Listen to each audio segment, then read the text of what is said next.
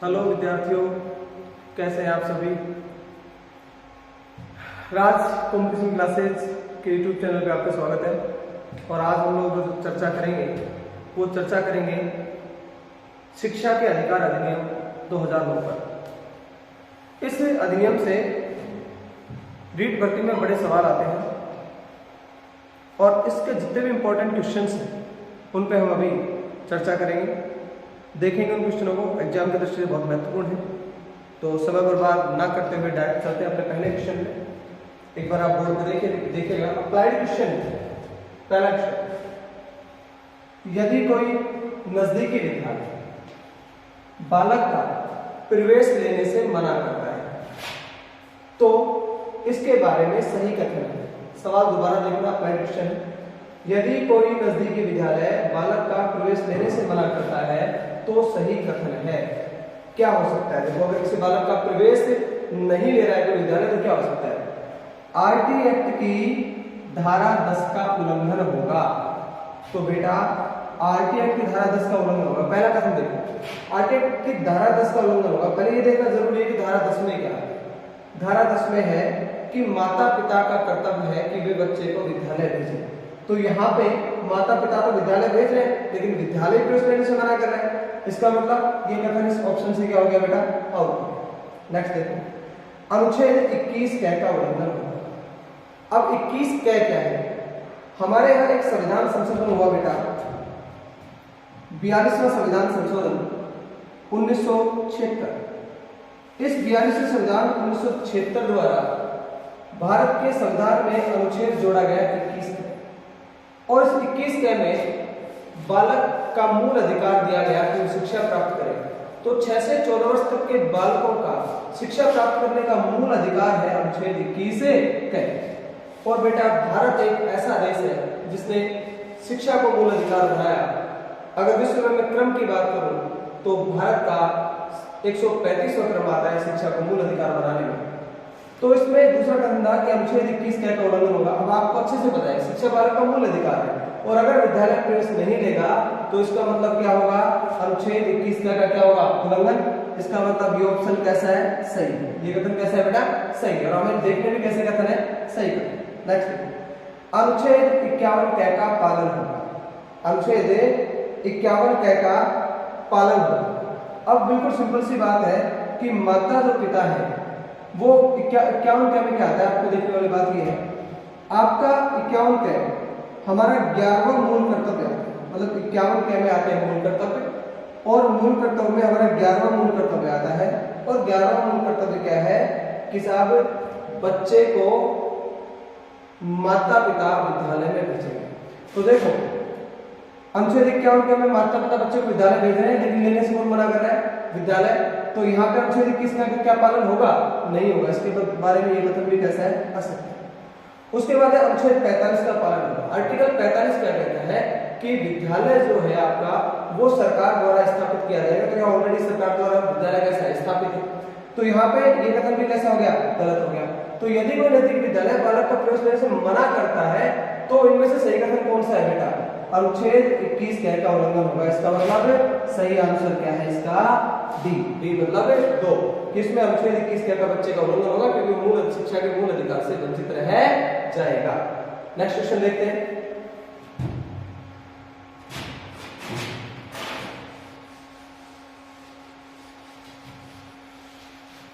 अगला क्वेश्चन है बेटा, पूर्व प्राथमिक शिक्षा की व्यवस्था करने का नैतिक कर्तव्य राज्य सरकार को है। इसका प्रबंध संविधान के किस भाग में है? देखने वाली बात है पूर्व प्राथमिक शिक्षा, क्योंकि आपका जो आरटीई जो एक्ट है वो बात करता है 6 से 14 वर्ष तक के बालकों की। और कौन सी शिक्षा की बेटा? प्रारंभिक शिक्षा। और प्रारंभिक शिक्षा का मतलब क्या है? पहली से लेकर और 8वीं तक की शिक्षा। तो पूर्व प्राथमिक शिक्षा की व्यवस्था करने का नैतिक कर्तव्य राज्य सरकार, नैतिक कर्तव्य राज्य सरकार को है। इसका प्रबंध संविधान के किस भाग में है? ये सोचने वाली बात है। तो सबसे पहले भाग देख लेते हैं कि संविधान का भाग 3 में क्या आता है? 3 में आता है बेटा, आप संविधान के भाग पढ़े होंगे। संविधान का भाग 1 आता है संघ और राज्य क्षेत्र। संघ और राज्य क्षेत्र। संविधान का भाग 2 आती है बेटा इसमें क्या, नागरिकता। और संविधान का भाग 3 में आते हैं बेटा मूल अधिकार। उसके बाद आता है आपका 4 में क्या आते हैं आपके मूल कर्तव्य। और बेटा उसके बाद आता है भाग 4 कै। और भाग 4 कै में भाग आपका जो 4 है उस 4 में क्या आता है, 4 में आता है आपका नीति निदेशक तत्व। क्या आता है बेटा, नीति निदेशक तत्व। और इसके अलावा बेटा भाग 4 कै में आपके क्या आता है, भाग 4 कै में आपके आता है मूल कर्तव्य। अब अगर बात करें थे हम किसकी, पूर्व प्राथमिक शिक्षा की व्यवस्था सरकार करेगी, तो भाग 3 में मूल अधिकार है, तो इसमें तो हो ही नहीं सकता, ये ऑप्शन आउट हो गया। उसके बाद नेक्स्ट देखिएगा भाग 4 में क्या आते हैं नीति निर्देशक तत्व। और बेटा सरकार के लिए भाग 4 का आर्टिकल 45 में व्यवस्था है कि सरकार क्या करे बेटा, पूर्व प्राथमिक शिक्षा की व्यवस्था करे। इसलिए इसका जो सही आंसर होगा वो कौन सा होगा बेटा, भाग 4। अब अगर मैं लेके आता हूँ आरटी एक्ट में आपको, तो आरटी एक्ट में धारा नंबर चलती है 11। आरटी एक्ट की धारा 11, और ये धारा 11 क्या कहती है, ये कहती है कि साहब पूर्व प्राथमिक शिक्षा की व्यवस्था भी की जाएगी। और पूर्व प्राथमिक शिक्षा के लिए राजस्थान में खोले गए हैं आंगनबाड़ी केंद्र खोले गए हैं बेटा, और उनके लिए नर्सरी अध्यापकों की भर्ती भी की जा रही है। राजस्थान में इसका रिक्रूट भी हो चुका है। तो एक बार दोबारा सवाल देखिएगा, पूर्व प्राथमिक शिक्षा की व्यवस्था करने का नैतिक कर्तव्य राज्य सरकार को संविधान के किस भाग में आता है, तो आंसर क्या होगा बेटा, भाग 4।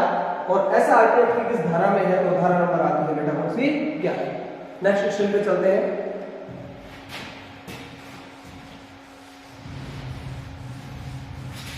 नेक्स्ट क्वेश्चन बेटा आपके स्क्रीन पे है, एक बार हम इसको पढ़ेंगे। अगला क्वेश्चन है हमारा, एक विद्यालय 9 वर्ष की आयु के बालक का, कितने वर्ष की आयु का, 9 वर्ष की आयु के बालक का जन्म प्रमाण पत्र के आधार पर प्रवेश लेने से मना करता है, तो इसके बारे में सही कथन है। तो सबसे पहली चीज तो आप यही समझ ले बेटा कि एक विद्यालय 9 वर्ष की आयु के बालक का जन्म प्रमाण पत्र के आधार पर प्रवेश लेने से मना करता है, तो इसके बारे में सही कथन क्या है बेटा। सबसे पहली बात यह है कि आरटी एक्ट की, अपनी आरटीई एक्ट की कुछ धाराएं चलती हैं, उन धाराओं में आप पढ़ोगे, मैं धारा आपको बताने जा रहा हूँ। आरटी एक्ट की हमारी एक धारा है, और धारा नंबर है बेटा वो कौन सी, 15। और धारा नंबर 15 में क्या है, धारा नंबर 15 में है कि कोई बालक यदि, धारा नंबर 15 में है कि यदि कोई बालक अंतिम तिथि के बाद प्रवेश लेना चाहे, अंतिम तिथि के बाद प्रवेश लेना चाहे तो ले सकता है। ठीक है, ध्यान में रखना है कि हमारे आरटी एक्ट क्या कहता है कि अगर अंतिम तिथि भी हो जाए ना, तो उसके बाद भी आप प्रवेश ले सकते हो। और वैसे आपको जनरली बता दूं कि विद्यालय में सामान्य रूप से प्रवेश की अंतिम तिथि मानी जाती है 30 सितंबर। ध्यान रखना, किसी भी विद्यालय में प्रवेश के लिए अंतिम तिथि कितनी मानी जाती है, 30 सितंबर मानी जाती है। नेक्स्ट आपका एक आरटी एक्ट की धारा नंबर आती है 14। धारा नंबर 14 क्या कहती है, वो ये कहती है कि प्रवेश के लिए आयु प्रमाण पत्र आवश्यक नहीं होगा। क्या कहती है, आयु प्रमाण पत्र आवश्यक नहीं होगा। ऐसा कौन सी कहती है बेटा, धारा नंबर 14 कहती है। इसका मतलब है कि आपको बिना प्रमाण पत्र के भी प्रवेश लेना पड़ेगा। अब इसके बारे में सही कथन कौन से है वो देखने वाली बात है कि अनुच्छेद 45 का उल्लंघन हो जाएगा। अगर एक विद्यालय क्या करता है, जब बालक का प्रवेश नहीं लेता है, तो अनुच्छेद 45 का उल्लंघन होगा। आप बताओ, नहीं होगा, क्योंकि विद्यालय तो ऑलरेडी है और 45 में विद्यालय की स्थापना करेगी सरकार, शिक्षा की व्यवस्था करेगी। नेक्स्ट देखो, अनुच्छेद 51 कै का उल्लंघन, अनुच्छेद 51 कै का उल्लंघन। माता पिता तो स्कूल भेज रहे हैं तो समस्या ही नहीं है, मना तो कौन कर रहा है, विद्यालय कर रहा है। अनुच्छेद 21 का उल्लंघन, बिल्कुल सही बात है। ये यहाँ पे सोचने वाली बात है कि साहब यहाँ पर क्या होगा, अनुच्छेद 21 का उल्लंघन होगा, क्योंकि बच्चे का जब प्रवेश नहीं होगा तो वो किससे वंचित हो जाएगा बेटा, शिक्षा के मूल अधिकार से। और नेक्स्ट आती है बेटा धारा 14 का उल्लंघन, क्योंकि हमारी धारा 14 क्या कहती है कि प्रवेश के लिए आयु प्रमाण पत्र आवश्यक नहीं है, तो इन दोनों का उल्लंघन हो जाएगा। इसका मतलब फिर सही कथन बेटा इनमें से कौन सा है आपका, अनुच्छेद 21 कै का उल्लंघन और धारा 14 का उल्लंघन। उसका जो ऑप्शन है ऑप्शन होगा 3 और 4। इसका सही ऑप्शन है बेटा 3 और 4। नेक्स्ट क्वेश्चन पे चलते हैं।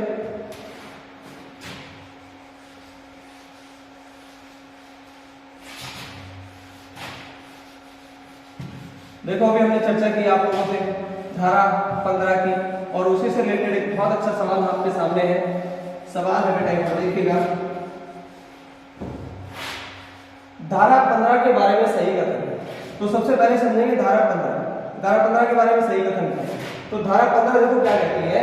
धारा 15 यही कहती है आरटीआई की कि आप किसी भी बच्चे का अंतिम तिथि के बाद प्रवेश ले सकते हो। अब देखो बालक सत्र के मध्य में प्रवेश ले सकता है, कथन सही है या गलत है। तो बेटा बालक पूरे वर्ष में कभी भी एडमिशन ले सकता है, और सामान्य रूप से जो अंतिम तिथि मानी जाती है वो 30 सितंबर मानी जाती है, लेकिन 30 सितंबर के बाद भी बच्चा प्रवेश ले सकता है। तो इसका मतलब ये ऑप्शन कैसा है बेटा, एकदम सही है, सही कथन है एकदम। उसके बाद नेक्स्ट देखो, बालक फॉर्मेटिव टेस्ट के बाद प्रवेश नहीं ले सकता। क्या लिखा हुआ है, फॉर्मेटिव टेस्ट के बाद प्रवेश नहीं ले सकता।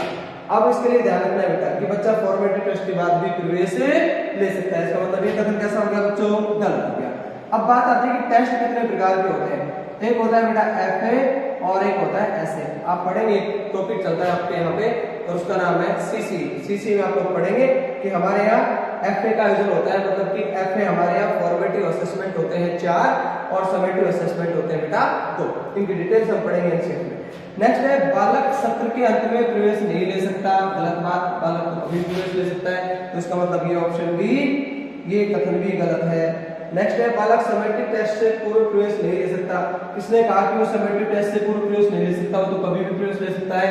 इसका मतलब ये कथन भी कैसा है बेटा, गलत। और आर्टिकल धारा 15 के बारे में जो सही कथन है वो कौन सा है, बालक सत्र के मध्य में भी प्रवेश ले सकता है। ये बड़ा इंपॉर्टेंट सवाल बनेगा, इसको जरूर आप ध्यान रखिएगा। नेक्स्ट सवाल पे चलते हैं।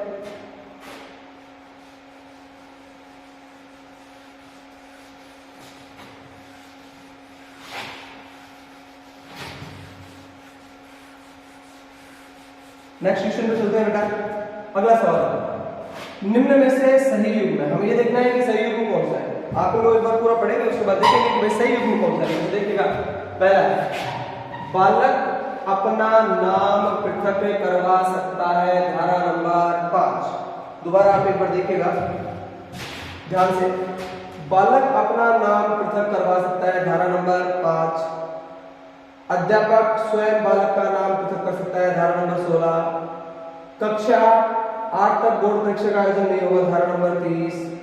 बालक कक्षा 8 तक सतत व्यापक मूल्यांकन में शामिल होगा, है ना। और इस पे लिखा हुआ बेटा धारा नंबर कौन सी, अरे धारा नंबर कौन सी, 29। तो इसके लिए आपको क्या याद रखना है, देखो सही कथन पूछा है, सही नहीं। तो बालक अपना नाम पृथक करवा सकता है, धारा 5। तो बेटा धारा 5 वाला जो कथन है वो एकदम सही है। कारण क्या है कि धारा 5 में बालक को स्थानांतरण का अधिकार है। बच्चा दूसरे विद्यालय में पढ़ने के लिए अपनी टीसी को कटवा सकता है। तो इसका मतलब ये कथन कैसा है, अरे कैसा है, ये एकदम सही है। नेक्स्ट आता है, अध्यापक स्वयं बालक का नाम पृथक कर सकता है, धारा 16। गलत बात, अध्यापक बालक का नाम पृथक नहीं कर सकता, क्योंकि धारा नंबर जो 16 है उस धारा नंबर 16 में 2 चीज आती हैं। एक आता है रोकना और एक आता है बेटा निष्कासन।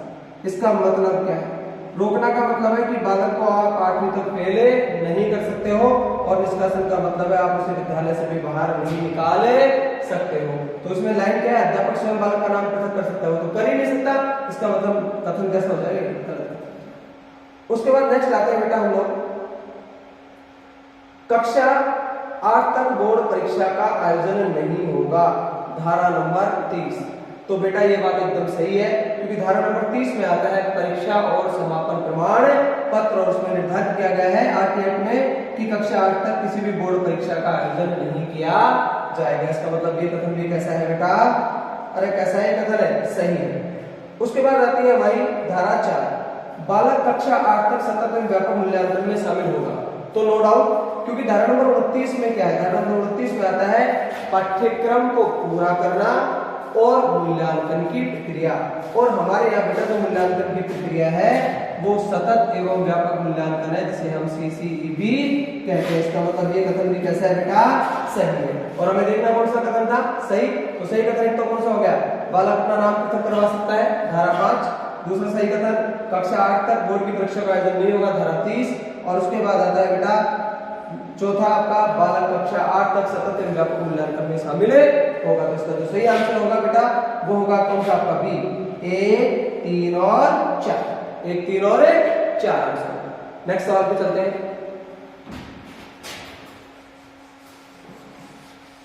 सवाल देखिए, एक निजी विद्यालय पर आरक्षित सीट पर 5,000 रुपए शिक्षण शुल्क वसूला गया तो उसे कितनी जुर्माना राशि देनी होगी। सवाल को ध्यान से देखना।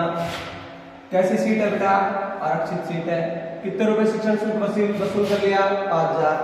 अब 5,000 वसूल कर लिया तो कितना जुर्माना लगेगा विद्यालय में। पहली बात, लगेगा या नहीं लगेगा, तो आपको बता दूं कि जुर्माना तो लगेगा ही लगेगा, लेकिन कितना लगेगा ये सोचने वाली बात है। इसके लिए आपको चलना है बेटा, ऑप्शन देखिएगा एक बार। 10,000 लगेगा, है ना, 5,000 लगेगा, 50,000 लगेगा, और इसमें भी ऑप्शन इन्होंने दे रखा है 50,000 और 25,000। 50,000 दो बार टाइप हो चुका है यहाँ पे। तो इसमें अगर हम बात करें कि कितनी जुर्माना राशि होगी, तो उसके लिए आपको एक बार चलना पड़ेगा आपकी RT एक्ट की धारा नंबर कितने पर, 13। और RT एक्ट की धारा नंबर 13 क्या कहते हैं, यदि कोई विद्यालय किसी से शिक्षण शुल्क वसूल करता है तो उस पर 10 गुना जुर्माना लगेगा। कितना जुर्माना लगेगा बेटा, 10 गुना। और 10 गुना जो जुर्माना लगेगा तो इसका मतलब कितनी राशि थी, देखो एक बार 5,000 गुणा कितना कर दोगे, 10, बराबर कितना हो जाएगा, 50,000। तो सही आंसर बेटा इसका क्या है, 50,000 आंसर, जो कि आपके ऑप्शन बी और ऑप्शन सी में ऑलरेडी टाइप किया हुआ है। तो सही आंसर क्या होगा बेटा, 50,000। अब आप इसको कैसे भी कर सकते हो। मान लो किसी ने कहा कि भाई 1,000 रुपए शिक्षण शुल्क वसूल लिया तो 10 गुना होगा, 10 से गुणा कर दो, कितनी राशि हो जाएगी, 10,000। ओके, चलते हैं नेक्स्ट क्वेश्चन पे।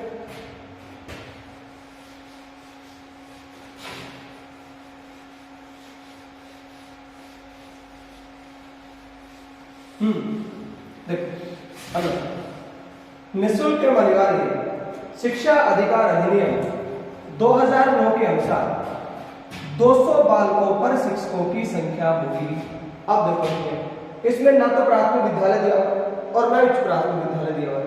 और अगर इस प्रकार सवाल पूछा जाता है तो हमेशा आपको जो रखना है ध्यान, वो ये ध्यान रखना है कि आपका ये टोटल सिस्टम किसके आधार पर होगा बेटा, प्राथमिक विद्यालय के, अरे किसके आधार पर है, प्राथमिक विद्यालय के आधार पर। और प्राथमिक विद्यालय में बेटा छात्र शिक्षक अनुपात होता है 30:1। और यदि संख्या 150 से अधिक हो और कितने तक हो, 200 तक, तो आपके यहाँ जो अध्यापक होते हैं वो 5+1 होते हैं। 5+1 का मतलब क्या होता है, 5 होंगे अध्यापक और 1 होगा प्रधान अध्यापक। अब सवाल यहाँ पे पूछा गया है कि इस एक्ट के अनुसार 200 बालकों पर शिक्षकों की संख्या कितनी होगी। तो अब इसमें ऑप्शन देखो कितने दिए हैं, 5, 4, 7 और 2। जबकि आंसर क्या आएगा बेटा, 5, और अगर इसमें 1 और 2 तो कितना हो जाएगा, 6। लेकिन यहाँ पे बात सिर्फ किसकी की गई है, शिक्षकों की। तो सही आंसर क्या होगा बेटा, 5। अगर सवाल को ये पूछा जाता कि 200 बालकों पर प्रधान अध्यापक सहित शिक्षकों की संख्या कितनी होगी, तब आपका आंसर बेटा कितना हो जाता, 6। ठीक है साहब। तो चलते हैं नेक्स्ट क्वेश्चन पे। अगला सवाल आप देखिएगा आपकी स्क्रीन पे। हाँ, RT एक्ट 2009 के तहत बिना सरकारी मान्यता वाले स्कूलों के लिए क्या सजा निर्धारित है। मतलब कि आप सवाल कुछ यूं समझिएगा कि अगर कोई विद्यालय है जिसने मान्यता नहीं ले रखी है और उसके बाद अगर वो विद्यालय संचालित करता है तो क्या है। देखो स्कूल बंद करना, देखो पहली बात स्कूल बंद करना, स्कूल बंद करना तो बिल्कुल ऑब्वियसली स्कूल तो वैसे भी बंद हो जाएगी, है ना, ये तो कोई सजा नहीं, स्कूल तो बंद वैसे भी होनी है। 50,000 का जुर्माना ना, 50,000 का जुर्माना नहीं होगा। मान्यता प्रदान करना, मान्यता तो एक सिस्टम के तहत वो दे सकता है, ये कोई सजा नहीं है। तो क्या है जुर्माना उस पर, पहली बार में 1 लाख रुपए जुर्माना। अगर कोई विद्यालय बिना मान्यता के संचालित होता है तो पहली बार में उसको जुर्माना कितना लगेगा बेटा, उस पर जुर्माना राशि लगेगी 1 लाख रुपए। और अगर ऐसी गलती वो दोबारा कर देता है, क्या कर देता है, दोबारा, मतलब कि 1 लाख जुर्माना लग गया, फिर भी वो क्या कर रहा है, स्कूल को संचालित कर रहा है, तो उस पर प्रतिदिन जुर्माना लगेगा। फिर कैसे लगेगा, प्रतिदिन। और कितने रुपए लगेगा बेटा, प्रतिदिन 10,000 रुपए जुर्माना लगेगा, प्रतिदिन 10,000 रुपए जुर्माना लगेगा। ठीक है सर। तो अब हम बात करते हैं कि ये किसमें दिया गया है, आपको ध्यान रखना है इसके लिए धारा नंबर कौन सी है, 18। और धारा नंबर 18 में ये दिया गया है कि अगर कोई विद्यालय मान्यता के बिना संचालित किया जाता है तो फिर क्या होगा, उस स्थिति में बेटा उस पर 1 लाख रुपए की जुर्माना राशि लगेगी और प्रतिदिन कितने रुपए लगेंगे, 10,000 रुपए लगेंगे। कितने लगेंगे साहब, 10,000 रुपए लगेंगे। तो ये था बेटा आपके आरटीएफ से रिलेटेड कुछ महत्वपूर्ण सवाल, और बाकी सवालों के साथ हम फिर मिलेंगे। थैंक यू, वेलकम, शुभ रात्रि।